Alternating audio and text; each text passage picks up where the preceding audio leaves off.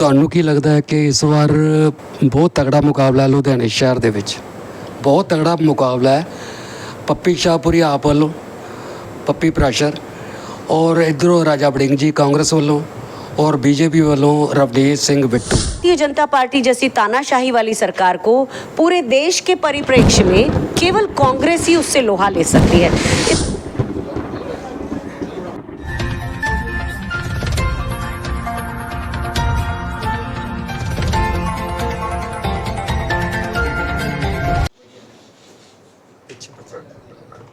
Ma'am ਤੁਹਾਡਾ ਸਵਾਗਤ ਹੈ ਸਾਡੇ YouTube ਚੈਨਲ ਤੇ ਡਿਜੀਟਲ ਨਿਊਜ਼ और पंजाब अलर्ट 24 आवर।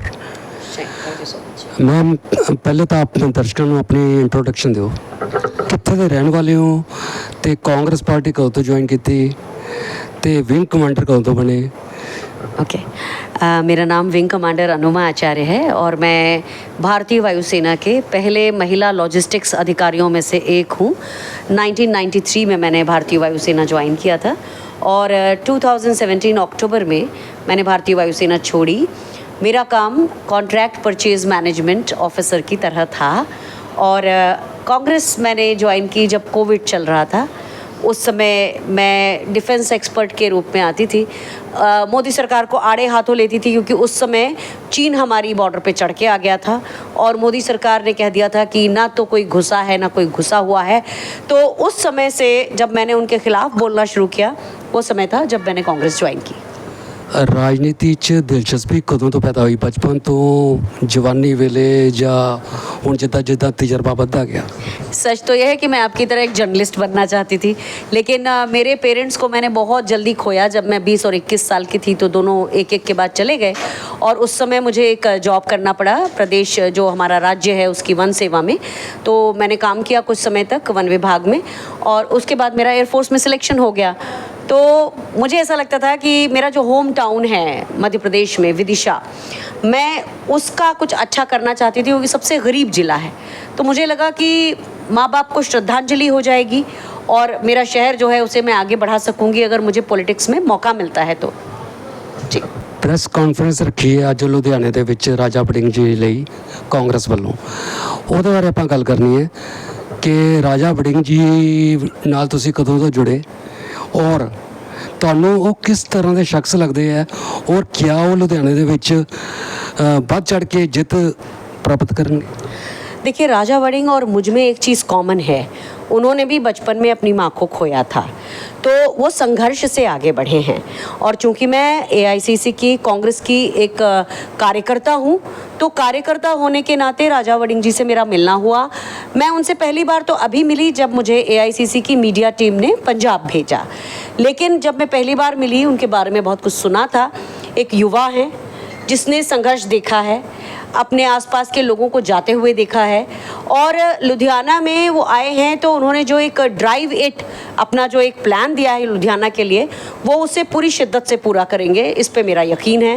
बहुत ऊर्जावान है, मैं उनको लगभग 19-20 घंटे काम करते हुए देखती हूँ। बमुश्किल वो 3 घंटे सो पाते हैं, लेकिन उसके बाद भी जब मिलेंगे आपसे तो स्माइलिंगली मिलेंगे। ਤੁਹਾਨੂੰ ਕੀ ਲੱਗਦਾ ਹੈ ਕਿ ਇਸ ਵਾਰ ਬਹੁਤ ਤਗੜਾ ਮੁਕਾਬਲਾ ਲੁਧਿਆਣੇ ਸ਼ਹਿਰ ਦੇ ਵਿੱਚ ਬਹੁਤ ਤਗੜਾ ਮੁਕਾਬਲਾ ਹੈ? ਪੱਪੀ ਸ਼ਾਹਪੁਰੀ ਆਪ ਵੱਲੋਂ ਪੱਪੀ ਪ੍ਰਾਸ਼ਰ और इधरों राजा वड़िंग जी कांग्रेस वालों और बीजेपी वालों रवनीत सिंह बिट्टू। मेरा एक बहुत साफ तौर पे मानना है, क्योंकि मैंने देश की सेना में सेवा की है तो मुझे लगता है देश के लोकतंत्र का, संविधान का बचा रहना बहुत ज़रूरी है। तो मुझे आम आदमी पार्टी के कैंडिडेट से कोई व्यक्तिगत प्रॉब्लम नहीं है, लेकिन भारतीय जनता पार्टी जैसी तानाशाही वाली सरकार को पूरे देश के परिप्रेक्ष्य में केवल कांग्रेस ही उससे लोहा ले सकती है।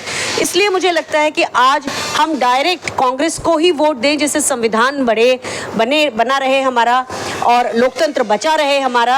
और कांग्रेस की जब ज़्यादा सीटें आएंगी, इंडिया गठबंधन आगे बढ़ेगा तो एक मजबूत कांग्रेस एक मजबूत विकल्प की तरह उभरेगी। हमारी जितनी भी स्कीम है अगर आपने देखी हो, जो हमारा न्याय पत्र है, चाहे वो युवाओं की बात करता हो, महिलाओं की बात करता हो, किसान, मजदूर और हिस्सेदारी, हर चीज़ अपने आप में लोगों से जुड़ी हुई है।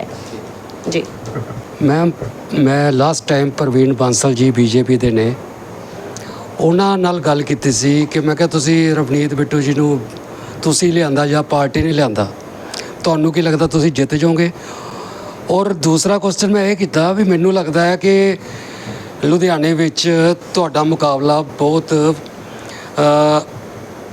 ਇਹ ਕਹਿ ਲਓ ਵੀ ਤਗੜਾ ਹੋਣ ਵਾਲਾ ਹੈ ਕਿ ਤੁਹਾਨੂੰ ਕੀ ਲੱਗਦਾ ਰਵਨੀਤ ਸਿੰਘ ਬਿੱਟੂ ਕਾਂग्रेस ਛੱਡ ਕੇ ਹੁਣ ਜਿੱਤ ਜਾਏਗਾ?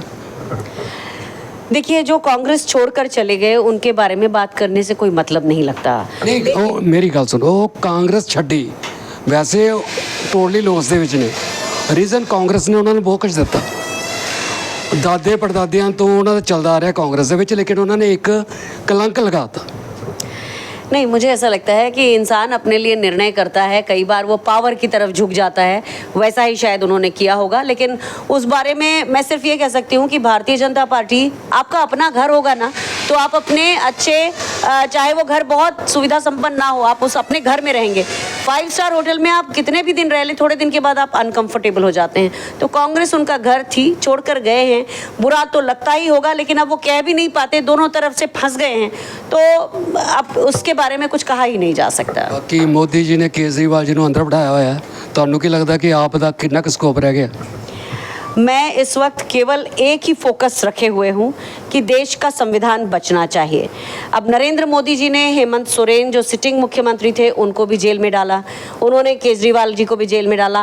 वो एक इस तरह का प्रेसिडेंस सेट करना चाहते हैं कि कुछ भी उल्टा पुल्टा इल्ज़ाम लगा दो और मुख्यमंत्री को, चुनी हुई सरकार को गिरा दो। तो ये नरेंद्र मोदी जी का जो तानाशाही वाला रवैया है, जनता समझ चुकी है।